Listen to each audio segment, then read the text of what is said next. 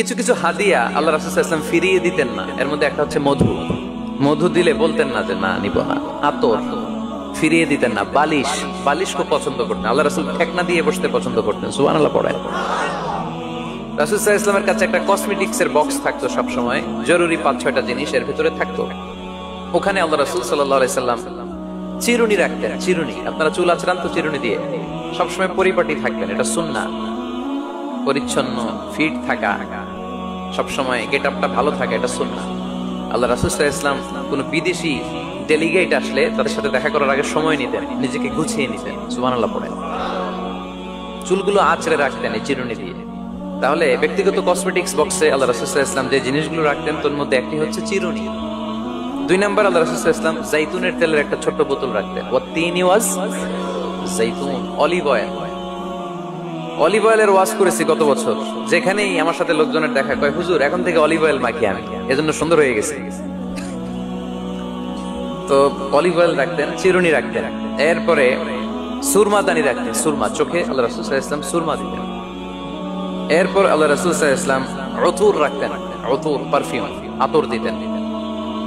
কিছু কিছু বিষয় আছে আরবাউন মিন সুনানিল মুরসালিন, 4টা সুন্নাহ আছে সব নবীদের সুন্নাহ, সবাই এটা করেছেন। এর মধ্যে একটা হচ্ছে উতুর, সব নবীরা আতর দিতেন। সুবহানাল্লাহ। বাড়িতে যাই বলেন আতর দিবেন, এটা সুন্নাহ। আপনার ইমপ্রেশনটাকে আরো সুন্দর করবে। First impression lasts long. প্রথম দেখায় যারা ভাল লাগে এটা সবসময় ভাল লাগে, ঠিক কিনা? প্রথমেই যদি কারোর সাথে কথা বলতে যাওয়ার পরে দেখা যায় আপনারা দেখতে খারাপ লাগে, গায়ে দুর্গন্ধ, আসবে আর আপনার কাছে? আসবে না। এরপর আসিওয়াক, ওই কসমেটিক্স বক্সে আল্লাহ রাসূল সাল্লাল্লাহু আলাইহি ওয়াসাল্লাম মেসওয়াক রাখতেন। কি রাখতেন? এটাও সব নবীদের সুন্নাত। তো আমরা যেন পরিপাটি থাকি সব সময়, সব সময় যেন পরিপাটি থাকি। তো মৌমাছির নামে সূরা দিলেন। এরকম এক ভাই বলল যে মাকড়সার নামে, হ্যাঁ, আল আনকাবুত নামে সূরা দিয়েছে। এভাবে আল্লাহ তাআলা পরিবারের নামে সূরা দিয়েছেন। ওই সূরাটার নাম আলে ইমরান। কি নাম? আমি যে বারবার প্রশ্ন করতেছি, আপনাদের কষ্ট হচ্ছে? মন খারাপ হইতেছে না তো? নাকি উত্তর দিতে ভালো লাগতেছে? ভালো লাগতেছে কার কার? দেখি। ভাল লাগে সবার, কিন্তু উত্তর দেয় কয়েকজন? সবাই উত্তর দিতে পারবেন শেষ পর্যন্ত? আলোচনার মাঝখানে ওঠা বসা করে ডিস্টার্ব করবেন কারা কারা? হাত তোলেন। ডিস্টার্ব করবেন? আলোচনা শেষ না করে মাঝখান দিয়ে উঠে যাবেন কারা কারা? হাত তোলেন। সবাই থাকবেন, কষ্ট হবে না? ঠিক আছে, আমরা তাহলে শেষ পর্যন্ত একসাথে কথা শুনে একসাথে বিদায় নেব ইনশাআল্লাহ। পড়েন। সূরাটার নাম হচ্ছে আলে ইমরান। সূরাটার নাম কি? আলে ইমরান। এখানে আল্লাহ তাআলা 133 নম্বর আয়াতে আমাদের অ্যাপ্রোচিং ঠিক করে দিয়েছেন। ডানে যাব না বায়ে যাব? কই যাবেন? ডানে যাবেন। ডানে আছে ক্ষমা আর আছে জান্নাত। ডানে আছে কি আর আছে? সবাই বলেন, ডানে আছে কি আর আছে? ডান দিকে গেলে আল্লাহর ক্ষমা পাওয়া যাবে আর জান্নাত পাওয়া যাবে। এই দুইটাই তো দরকার, বেশি কিছু লাগে নাকি? আর বাম দিকে গেলে আল্লাহর ক্রোধ, রাগ আর জাহান্নাম। বাম দিকে গেলে আল্লাহর ক্রোধ বা রাগ আর জাহান্নাম। ডানে গেলে কি? প্রথমে ক্ষমা আর জান্নাত। এই দুইটা শব্দ একটু মুখস্থ রাখতে হবে আজকে। ক্ষমা আর, দুইটা জিনিস পাওয়া যায় ডানে গেলে। 1 নাম্বার, 2 নাম্বার।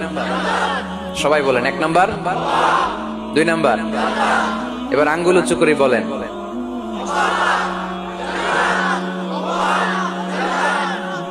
মাশাআল্লাহ। তাহলে ডানে গেলে পাওয়া যায় ক্ষমা আর জান্নাত, বায়ে গেলে পাওয়া যায় আল্লাহর ক্রোধ বা রাগ আর জাহান্নাম। নাও দ্য ডিসিশন ইজ yours। সিদ্ধান্ত আপনাদের। where to go, where to approach and where to proceed। ক্ষমার দিকে ছোট, জান্নাতের দিকে ছোট। ক্ষমা লাভের প্রতিযোগিতা করো, জান্নাত লাভের প্রতিযোগিতা করো। কিন্তু আমরা কি ক্ষমা আর জান্নাত লাভের প্রতিযোগিতা করি? আমরা কি ভালো কাজের প্রতিযোগিতা করি? আল্লাহ বললেন ফাস্তাবিকুল খায়রাত, ভালো কাজের জন্য প্রতিযোগিতা করো। আমরাও প্রতিযোগিতা করি খারাপ কাজের, তাই না? দুনিয়া কামানোর প্রতিযোগিতা করি আমরা। কি করে বেশি অর্থ উপার্জন করে যায়, হালাল পন্থায় হোক বা হারাম পন্থায় হোক, টাকা কামানোর প্রতিযোগিতা আসরা নাই? ক্ষমতার দাপট দেখিয়ে লড়াইয়ে টিকে থাকার প্রতিযোগিতা করি আমরা, জোরে কোন ঠিক কিনা? আমরা প্রাসাদ বানানোর প্রতিযোগিতা করি, আমরা বিশ্ব সুন্দরীর প্রতিযোগিতা করি, আমরা প্রতিযোগিতা করি কে হবে মাসুদ রানা। এটাও জানেন আপনারা? কে হবে সৎ মানুষ, কে হবে আদর্শ বাংলাদেশী, এরকম প্রতিযোগিতা আছে। সবাই কি হইতে চায়? মাসুদ রানা। বিশ্ব সুন্দরীর প্রতিযোগিতা, মাসুদ রানার প্রতিযোগিতা, টাকা কামানোর প্রতিযোগিতা, ক্ষমতার লড়াইয়ে টিকে থাকার প্রতিযোগিতা। কিন্তু আল্লাহ বললেন নো ফাস্তাবিকুল খায়রাত, ভালো কাজের প্রতিযোগিতা করো। আল্লাহ বুঝাতে চাইলেন দুনিয়ার ক্ষণস্থায়ী প্রতিযোগিতায় নেমে সময় নষ্ট করো না, ভালো কাজের প্রতিযোগিতা করো। আর ক্ষমার জান্নাত লাভের জন্য ছোট, এটা এমন জান্নাত যেই জান্নাতটা আকাশ জমিন বিস্তৃত। সুবহানাল্লাহ পড়ে। وسارعوا إلى مغفرة من ربكم وجنة عرضها السماوات والأرض أعدت للمتقين। سبحان الله পড়েন। ও আমার গোলামেরা, আমার বান্দারা, ছোট দৌড়াও, জান্নাতের দিকে দৌড়াও, ক্ষমার দিকে দৌড়াও। ক্ষমা অর্জনের জন্য প্রতিযোগিতা করো, জান্নাত লাভের প্রতিযোগিতা করো। এমন জান্নাত আরদুহাস সামাওয়াত ওয়াল আরদ, যেই জান্নাত আকাশ জমিন পর্যন্ত বিস্তৃত, বিশাল জান্নাত। জান্নাতে কি ধাক্কাধাক্কি আছে? ঠেলাঠেলি, জায়গা নিয়ে মারামারি? আমাদের বাংলাদেশে জায়গা নিয়ে মারামারি আছে না নাই? কোর্ট পর্যন্ত গড়ায়, তাই না? সামান্য 1 বিঘা জায়গার জন্য কোথায় চলে যায়? কোর্টে। কোর্ট পর্যন্ত গড়ায়। কিন্তু জান্নাতে এই জায়গা নিয়ে ধাক্কাধাক্কি হবে? বিশাল জান্নাত, বিশাল জান্নাত। সর্বশেষ যেই লোকটা 1000 বছর জাহান্নামে পড়ার পরে জান্নাতে ঢুকবে, ওই লোকের জান্নাতের যে সাইজ হবে এটা এই দুনিয়ার সাইজের 10 গুণ বড় হবে। আগের কালে আমাদের যে দরজাগুলো ছিল গ্রাম বাংলায়, দরজাগুলোর 2টা কপাট ছিল, জানেন? 2টা কপাট একসাথে আইনার পরে তালা লাগাইতো। এখনই না এক কপাটের দরজা শার্ট করে খুলে যায়, এখন আছে।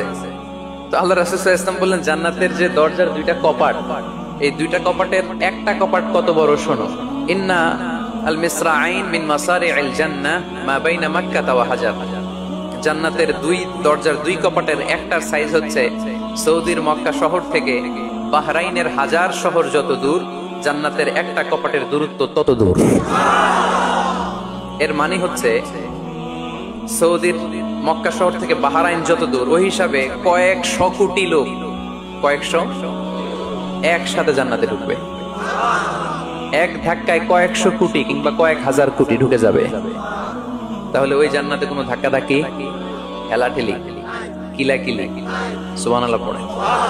ওয়াসারি'উ ইলা মাগফিরাতিন মির রাব্বিকুম ওয়া জান্নাতিন 'আরদুহাস সামাওয়াতু ওয়াল আরদ উ'ইদ্দাত লিল মুত্তাকিন। আল্লাহ বললেন ক্ষমার দিকে ছোট, আর এমন জান্নাতের দিকে ছোট যেই জান্নাতটা আকাশ জমিন বিস্তৃত। উ'ইদ্দাত লিল মুত্তাকিন, মুত্তাকিনদের জন্য এই জান্নাতকে তৈরি করে রেখেছে কে? তার মানে জান্নাত একটা সাম্প্রদায়িক জায়গা। জান্নাত একটা কি জায়গা? যেখানে মুত্তাকিরা ছাড়া কেউ ঢুকতে পারবে নাকি সবাই ঢুকতে পারবে? সবাই ঢুকতে পারবে না, ওখানে শুধু মুত্তাকিনরা ঢুকতে পারবে। উ'ইদ্দাত লিল মুত্তাকিন, এটা মুত্তাকিনদের জন্য আল্লাহ তাআলা তৈরি করে রেখেছে। হাদিসে কুদসিতে আল্লাহ তাআলা বলেছেন, এই উ'ইদ্দাতের এই শব্দের ব্যবহারই করেছেন আ'দাতু লিইবাদিয়াস সালিহিন, আমি আমার নেককার বান্দাদের জন্য এমন জান্নাত বানিয়েছি মা লা আইনুন রাআত, পৃথিবীর কোন চোখ ওই জান্নাতের সৌন্দর্য দেখে নাই। ওয়ালা উযুনুন সামিআত, পৃথিবীর কোন কান জান্নাতের কোন সুন্দর শব্দের আওয়াজ শুনে নাই। ওয়ালা খাতারা আলা কলবি বাশার, মানুষ কল্পনাও করতে পারবে না যে জান্নাত কত সুন্দর। সুবহানাল্লাহ, আসতে পড়ে। আল্লাহ বললেন উ'ইদ্দাত লিল মুত্তাকিন, আমি আমার মুত্তাকিন বান্দাদের জন্য তৈরি করেছি। মুত্তাকিরা ছাড়া কেউ জান্নাতে প্রবেশ করতে পারবে নাকি? পারবে না। এখন মুত্তাকি কারা, তাদের বর্ণনা আল্লাহ সামনে দিবেন, শুনবেন আপনারা? আচ্ছা, এটা হচ্ছে কোরআনের একটা বর্ণনা ভঙ্গি। কোরআনের মধ্যে অনেক বেশি কোহেরেন্স আছে, সিকোয়েন্সটা অনেক সুন্দর। যখনই আল্লাহ বলবেন কাফিরিন, কাফের কারা, তার বর্ণনা দিবেন। এরপর যখন আল্লাহ বলবেন মুনাফিকিন, মুনাফিকিন কারা, আল্লাহ বর্ণনা দিবেন। এরপর যখনই আল্লাহ বলেছেন মুত্তাকিন, মুত্তাকিন কারা, তারপরে তার বর্ণনা দিবে। সুবহানাল্লাহ পড়েন। যেমন আল্লাহ সূরা বাকারার শুরুতেই মুত্তাকিদের বর্ণনা দিয়েছেন।